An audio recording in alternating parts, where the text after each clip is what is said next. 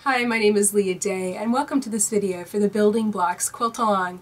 Today we're learning our last free motion quilting design for our rail fence block. This is called Circles and Stairs, and it's lots of fun, but we're going to be changing up the rules a little bit with this design. So let me give you a few details before we get started. So here's our quilting guide for this block, and if you're looking for where you can find this, you can find it in the Building Blocks quilt pattern, which is available at leahday.com. This guide is basically going to outline your quilting design, so you can mark your block if you want to, or you can try stitching this freehand. Now, just a warning, I would not attempt to stitch this freehand because there's so many very exact things to line up. The circles for one thing, and all these straight lines. But the one way that we're changing up the rules with this block is I am not going to actually stitch these lines in the ditch. You can see that we have these areas right here, that there's no line running through that area. So if I stitch this in the ditch, run these lines basically between the piecing lines beforehand, well, we're going to have lines that run in areas we don't really want them. So that's how we're kind of changing up the plan. To get started on this block, all you're going to want to do is simply stitch the perimeter. And I'm going to get started right here, and we're going to be stitching down and doing the circles and running along these straight lines and stitching the circles at the same time. Then we'll be doing these back and forth zigzags and knock out the whole block that way. It is a little bit more complicated, and yes, this is one of those blocks that's going to kind of show mistakes pretty clearly, but don't get obsessive about it. It's really going to be a lot of fun. Let's get started. So here I am, and like I said, I am not stitching these lines in the ditch. You can see I haven't stitched these lines between the strips in the ditch, but I have stitched the perimeter of the block in the ditch. So I'm going to zoom in a bit so you can see me more clearly. Basically, I have some lines that are running in the ditch, but just not all of the lines are in the ditch. So I'm going to start out stitching down, and I'm going to go on ahead and swing into that circle and fill that in. Swing down. I want to kind of nudge up against that line. I want to hit it. I want to nudge up against that line, and I want to swing on back and hit that line too. So you kind of have to concentrate on where you want it, where you want your circle to fill, and hit and brush up against. I like the term brush up against. You're not really travel stitching too much, but you're making sure that the circle nicely fills that whole square area. Okay, I'm going to keep stitching straight down. We're going to knock out these circles and center straight lines first. And this is in the ditch, but we're going to have areas down here we don't continue with this line. So now I'm going to swing out for this circle.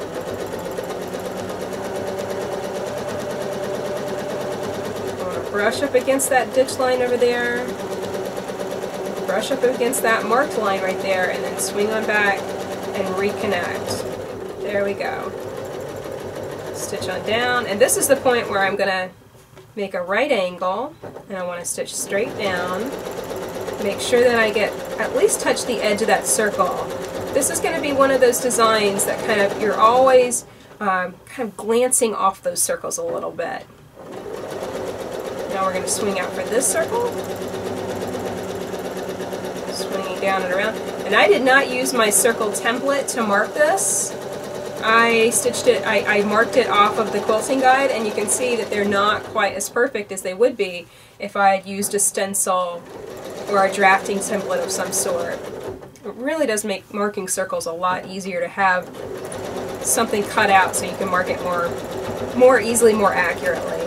Okay, so I'm down here for my last circle. I'm just going to stitch right to the middle and swing down. Now, this is a pretty big movement for your hands to make if you need to stop and reposition the block so you can see more easily. It's a little bit of guesstimation of where that line is running, and it's a little bit of kind of hope that you hit it right, to be completely honest. Okay, so we can see we've got our circles knocked out, and now a couple different choices of where you can go from here. We can just follow the zigzag on up, and that's going to allow us to connect. If we follow this zigzag line up to here, it allows us to really easily connect with that line and finish off the straight lines that are around these circles. So I think that's a good choice.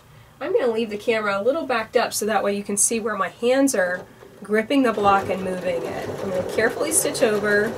And these are all straight lines and sharp angles. That might feel very natural for you. It might feel very difficult. Just go with it. If you need to rotate your block with every single direction change, you can. Just simply stop with your needle in the down position, rotate, and start stitching again. These are pretty short lines, so your machine shouldn't give you too much trouble for stitching in weird directions. There we go. I'm running up right against that edge. And you know, it would be a good idea to go on ahead if you want to knock out all of these lines back here. Just simply echo along the outer perimeter line, stitch the line, get to the other side, travel stitch along that perimeter line and stitch the next one. You're just going to basically be stitching on the line all the way out to the corner. But I want to knock out this extra line here that's going to be right against these circles. This is really kind of the tricky spot of this block. I'm going to run up against this, carefully stitching, and when I've got the circles in place, you really want to just kind of make sure that you're stitching carefully and not going to stitch into the circle. Change direction. Now we're ditching, staying right in that ditch. It's almost like the ditch lines are easier to stitch inside of. But you never really know till you're actually stitching it. Those parts might feel really challenging. It's entirely up to you. It's up to the quilter. But don't sweat it if you stitch it off a little bit. It's not going to show up. And do remember a really good cheat. If your circle isn't quite perfect, go in there and fill it with a spiral, and it won't be nearly as noticeable that your circle was off a little bit. Okay, so at this point, I'm going to zoom in a bit, you can see, at this point the block is very, very simple. You travel stitch against the outer perimeter line, and you stitch your zigzag. Then when you get to the opposite side, you travel stitch again, and you continue working in a stair-step fashion, just one line at a time till you get to the corner. At this point, since you're over here in this corner and your next line is going to be way over here on the block, you might want to break thread. Basically I'm going to be, stitch a line, stitch a line, stitch a line all the way to this corner. I'm going to be way over here. To connect with my lines over here, I've got to come all the way over here. You can travel stitch that along the perimeter line, that's perfectly fine, or you can break thread. The choice is entirely yours. For what I would probably do, I'd probably end up travel stitching just because I hate thread breaks. I like to avoid them as much as possible. But that's my general game plan of what I'm going to do and how I'm going to finish up this block. So that's it for circles and stairs in our rail fence block. Just in case I wasn't clear about the whole stitching in the ditch thing and how this design came together, let me show you a photo of the back of my block. And you can see how the zigzagging kind of stair steps kind of stretch into the corners and they don't have any lines to overlap them. If we had stitched the block in the ditch, there would be a lot more vertical lines running through this block and it might have not looked as good. So understand that there's no right or wrong answer when it comes to design. You can design something that completely overlaps your piecing and covers it up. You can design and quilt where it really pays attention to the piecing and it accents the piecing.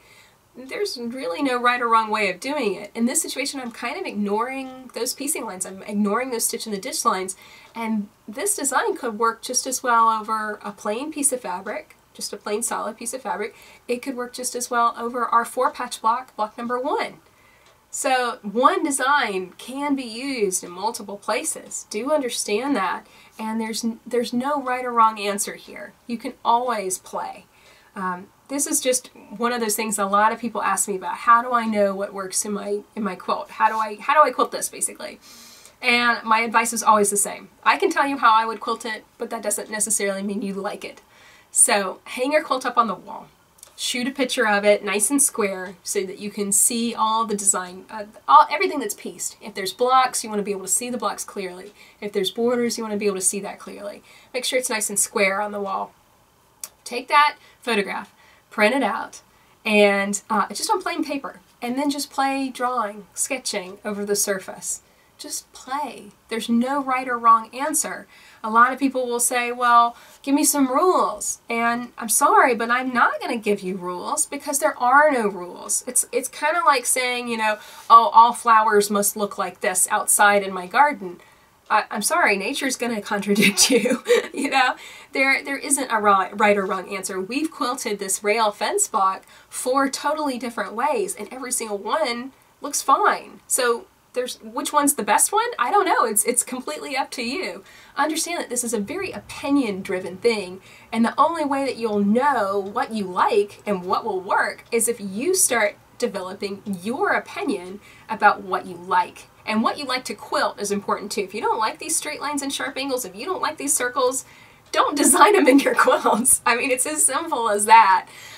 You know, what you like, what feels most natural to you should be what you pick first and should be what you gravitate to first. So I hope that that inspires you to pull out some of your quilts, especially what you've pieced in the past.